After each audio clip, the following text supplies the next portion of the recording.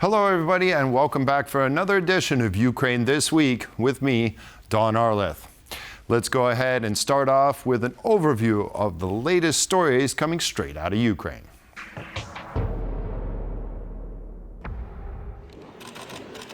In a major development on Thursday, Russian President Vladimir Putin announced that Moscow is ready to agree to a 30-day ceasefire in Ukraine.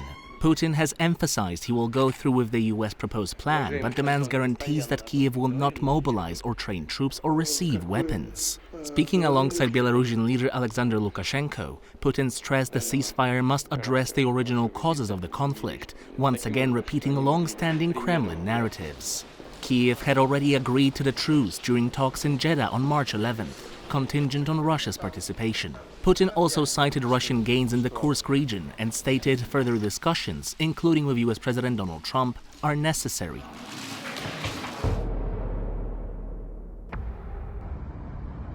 Ukrainian military intelligence drones attacked a camouflage drone production facility in Russia's Kaluga region on March 12. The attack successfully targeted drone production lines disguised as an aerated concrete plant.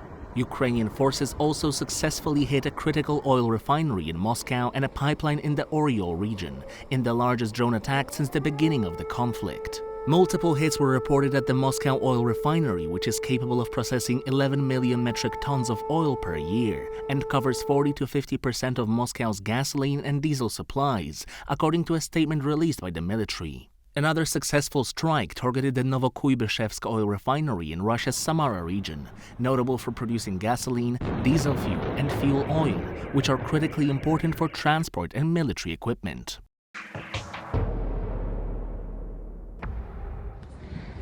The unyielding and deadly battery of Russian drones continues their merciless barrage on Ukrainian soil. Last week saw 26 casualties and over 100 people injured over multiple regions. Notably, Russia launched Iskander ballistic missiles against Odessa, striking port infrastructure and the Barbados-flagged merchant vessel MJ Pina, which was loading wheat for export to Algeria.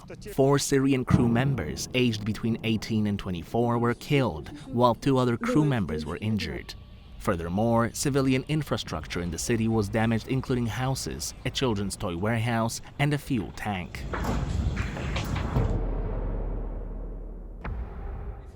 The Ukrainian military has been struggling to maintain its position in Russia's Kursk region. Russian troops have reportedly regained control of more than 86% of the territory captured by Kyiv in mid-2024.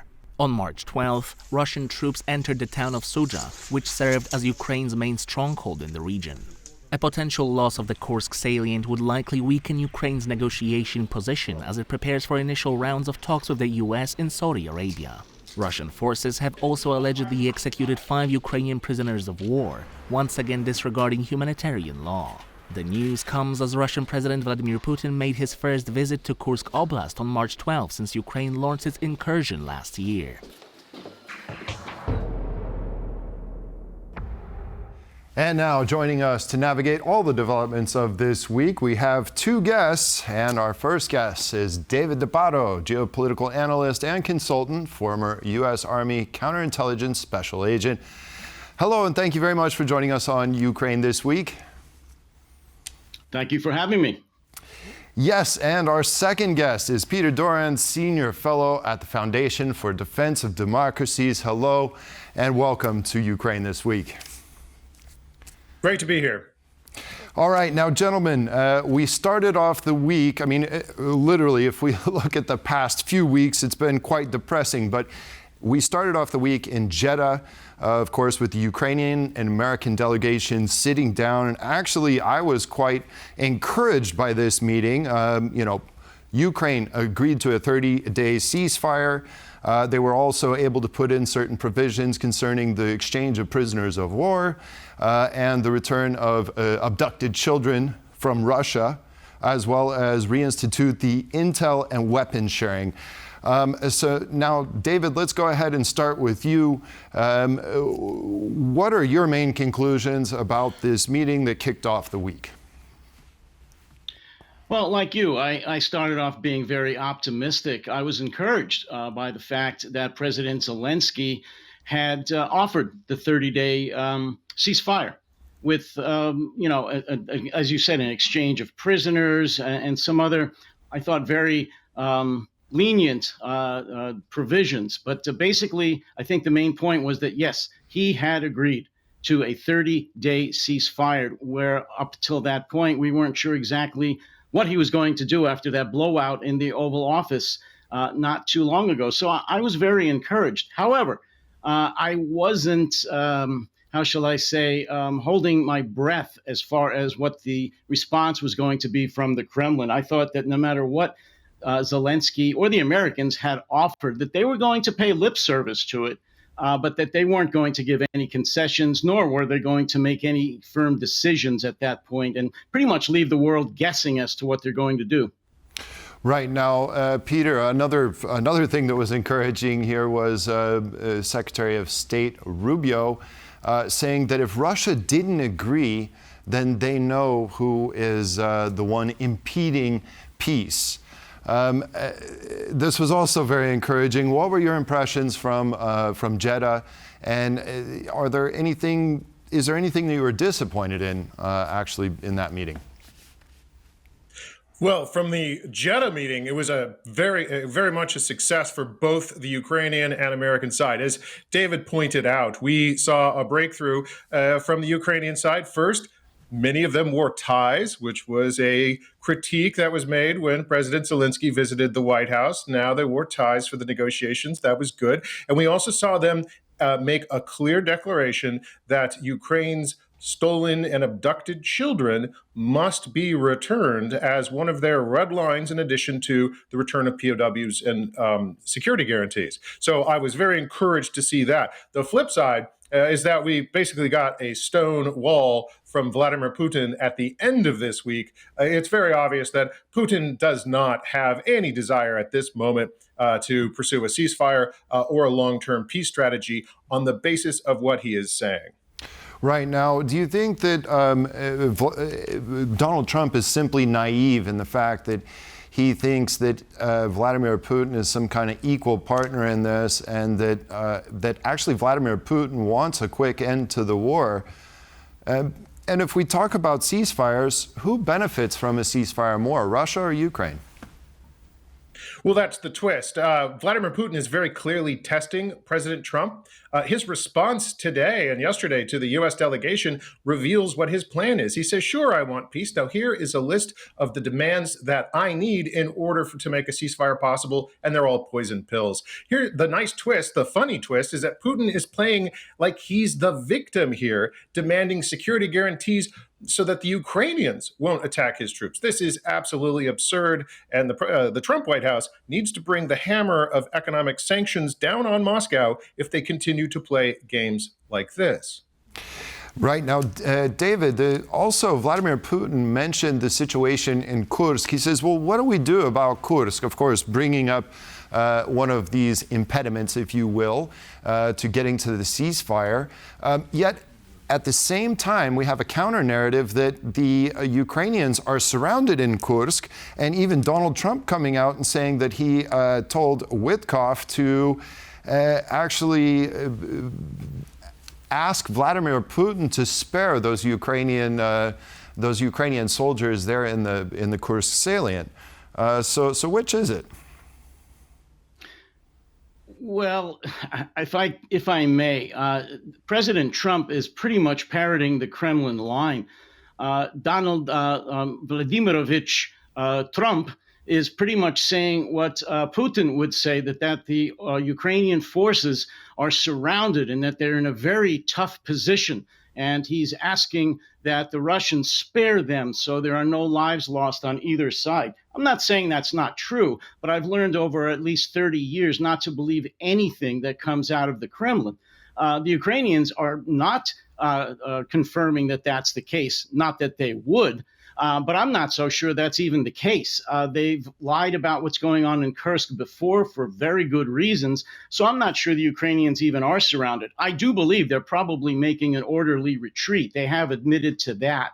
But as far as being surrounded and at the mercy of Russian troops, I think the Russian troops in Kursk, as within everywhere on that eastern front, are paying a far heavier price in casualties than the Ukrainians are. And just very last on the previous question, yes, President Trump is very naive when it comes to his relationship or his perceived relationship with Putin. He believes that they're bros and that he understands him and that they're equals.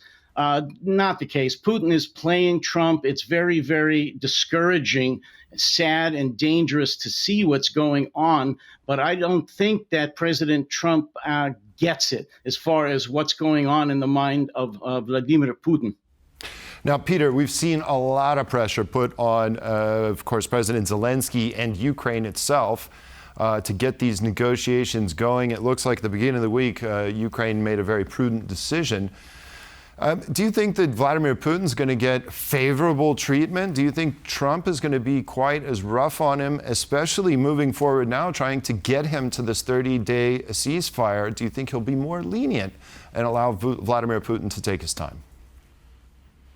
Actually, I see the opposite. I see the road ahead indicating we are going to have a growing amount of frustration on the American side for very many of the reasons that David noted. Vladimir Putin is not negotiating in good faith at this point, and Trump has already said through his public statements that if Russia, it looks like they're not serious about making a deal, he will increase sanctions, he will target key parts of the Russian economy, and even raise tariffs if that even bothers Putin. The tariffs is a small amount relative to sanctions. So I see the Trump administration as being in a position to ratchet up the pain, but they're not there yet. And David, do you echo that sentiment there? Do you think, or do you think that do you think that Donald Trump will be a little bit more lenient and not so, I don't know, put so much pressure as he did on the Ukrainian side as of late? I would love to say that I believe that President Trump is going to ratchet up the pressure on the Kremlin if Putin refuses to play ball, if he refuses to even make any concessions whatsoever. However, based on Trump's past history, including what's been going on for the last 7 or 8 weeks, especially since his recent inauguration, I happen to feel that, if anything, he's going to ratchet up the pressure on Ukraine. I hate to say that, but there hasn't been any indication that that's going to change. I believe that he's going to play Putin's game, which is just really very, very sad and very, very dangerous, and that he's going to put more pressure on Kyiv. I hope I don't see that, but I don't believe that he's going to put all the pressure that should be put on Putin, that should we, meaning the Ukrainians and the Americans, hold all the cards, regardless of what was said in the Oval Office a couple of weeks ago, not Putin. But I don't believe that Trump understands that, and he's going to play the game that way. Now, how is this playing out? I mean, we're sitting over here in Poland and Eastern Europe. You know, how is this playing out in the eyes of Americans? Are Americans concerned with the approach that Donald Trump is seeming to have taken, at least getting up to this point? Explainer, as it were, but I can tell you right now, most Americans are, frankly, focused on domestic issues. They're focused on inflation and our economy. When Americans do pick their head up, look around at the wider world, they are watching Trump try to negotiate a peace, but support or criticism of Trump is largely falling along partisan lines. There is one positive development that I would stress. This week, President Trump stopped playing hardball with the Ukrainians by ending the intelligence embargo and the bureaucratic pause that the White House had previously put on the Ukrainians. I didn't like the way we were playing hardball with the Ukrainians. That was Trump's negotiating ploy. I'm glad to see that has been removed. And I would just stress, we saw this week the Trump administration allowed Biden-era loopholes, exemptions on the Europeans for the money they were sending to Russia in exchange for oil since 2022. Think about this. Last year, the Europeans sent more money to the Russians in exchange for energy than they sent collectively to Ukraine. That's an absurd number, and I'm glad to see that sanctions exemption is no longer on the table for them. Right now, gentlemen, when we're talking about in terms of ratcheting up more pressure in the event that Vladimir Putin continues to play these games and doesn't agree to a 30-day ceasefire, what does that mean in terms of the U.S. approach and Donald Trump's approach? David, let's start with you. That's a great question, and of course we're all wrestling with that here. The folks that pay attention to national security, foreign relations, and specifically what's going on in Ukraine. My personal opinion is that if Putin continues to play hardball and he just doesn't negotiate at all, I believe that the hawks, the Ukraine hawks in the Congress, primarily Republicans, but of course Democrats as well, are going to force Trump to continue to supply Ukraine with the aid that they need, specifically with weapons and intelligence sharing. I can't imagine that if Putin refuses to deal at all and plays hardball, that President Trump is going to allow Ukraine to just die, that he's not going to continue to give them any aid at all. That will not play very well at home, even though Americans are not right now interested so much in Ukraine as they are in domestic policies. That will hurt and will not play well. Now, Peter, there's been a lot of criticism of the Biden administration that they didn't go far enough. They didn't really have a stated goal. Their goal was to support Ukraine as long as it takes. We don't know how long it takes to do what means. Therefore, what do you think this pressure from this increased pressure from the Trump administration could look like? Increased pressure on Russia? Well, I mean, Donald Trump has already laid that out. But I definitely agree with David. If Donald Trump sees that he's not making any progress with the Russian side, while he's making great progress on the Ukrainian side, his frustration is going to build. Let's also recall, Donald Trump is not the kind of guy who will just sit around and wait for something to happen. He'll shake things up, and I wouldn't be surprised to see him do a rapid pivot on Putin. Sure, he's been very open to the Russian side up until recently, but that's simply because he was trying to get them to the table.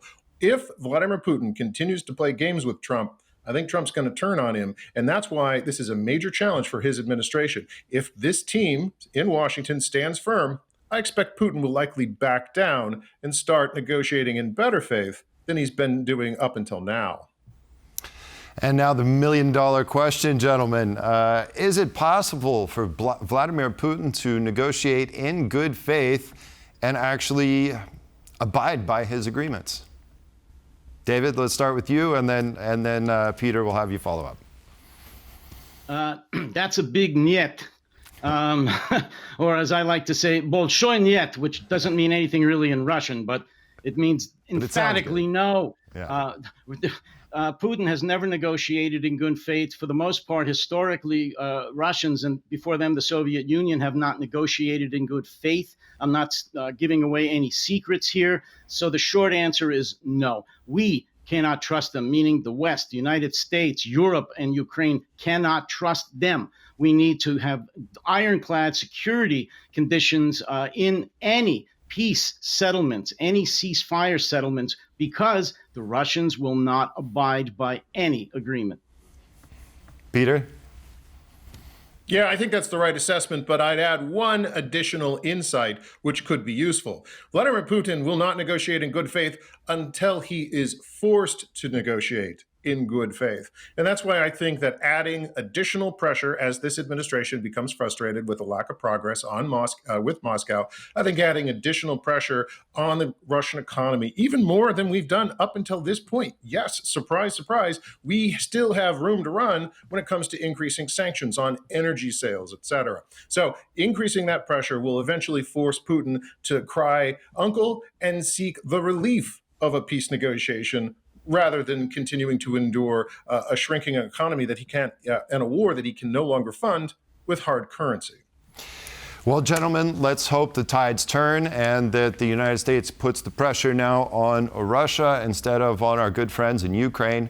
David D'Abato, geopolitical analyst and consultant, former U.S. Army counterintelligence special agent. Thank you for joining us, as well as Peter Duran, senior fellow at the Foundation for Defense of Democracies. Appreciate both of you gentlemen for joining us today. Thank you.